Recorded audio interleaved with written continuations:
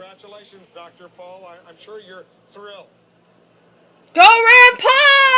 Yeah, we're all smiles down here in Kentucky. Everything's good. Did you hear from Jack Conway? Did he call you to concede? He did. He was very gracious, and he wished me luck, and I wished him luck also. So no more hard feelings, because it was a bitter campaign. There was some ugly name-calling going on. I assume you're over that.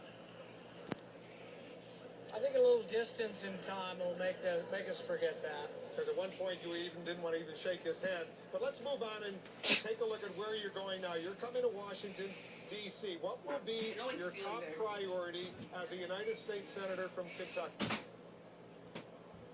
I think the number one priority is we need some fiscal sanity in Washington. The budget's out of control. We cannot sustain $2 trillion debts, $2 trillion deficits. Even the Federal Reserve Chairman, Bernanke, says, $2 trillion in a year is an unsustainable debt. So we really have to tackle this, and I think it's going to take a serious adult conversation. And we need to be willing to look at the entire budget. But I think we also need some new budgetary rules. I'm in favor of having a balanced budget amendment because I think both parties have proven themselves untrustworthy when it comes to balancing the budget. That's right. Democrats, at least some Democrats, are saying, well, if you eliminate the Bush tax cuts of 2001 and 2003 for everyone, go back to the tax rates that existed during the Clinton years, you'll save over the next 10 years $4 trillion. You'll be able to reduce the deficit and the budget and the debt by $4 trillion. What do you say to those folks who say go back to the higher tax rates? I would say that they must be in favor of a second American Depression, because if you raise taxes to that consequence, that's what will happen in this country.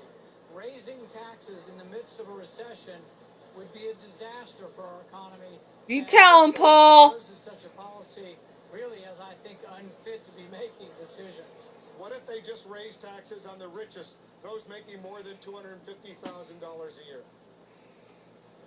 Well, the thing is we're all interconnected. There are no rich, there are no middle class, there are no poor.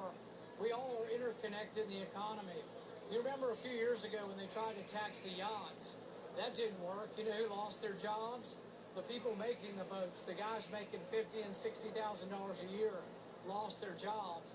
We all either work for rich people or we sell stuff to rich people. So just punishing rich people is as bad for the economy as punishing That's right. Let's not punish anyone. Let's keep taxes low and let's cut spending. Is there going to be a Tea Party caucus in the U.S. Senate? Yes. If I have my way, yes, there will. That's one of the things I'll begin working on tomorrow morning. What about your dad? Is he there, the congressman from Texas? Is he celebrating with you tonight? He was here electronically. He had his own party in Texas, and we have talked. And I told my mom this evening that I'd like to have a joint swearing-in party, and so we'll let the House and the Senate come together for a day. I've spoken to your dad, Congressman Ron Paul, on many occasions. He is very, very proud of you. Once again, congratulations, Dr. Rand Paul. He'll be the Yay, Paul! Appreciate it very Woo! much. Let's go over to John King.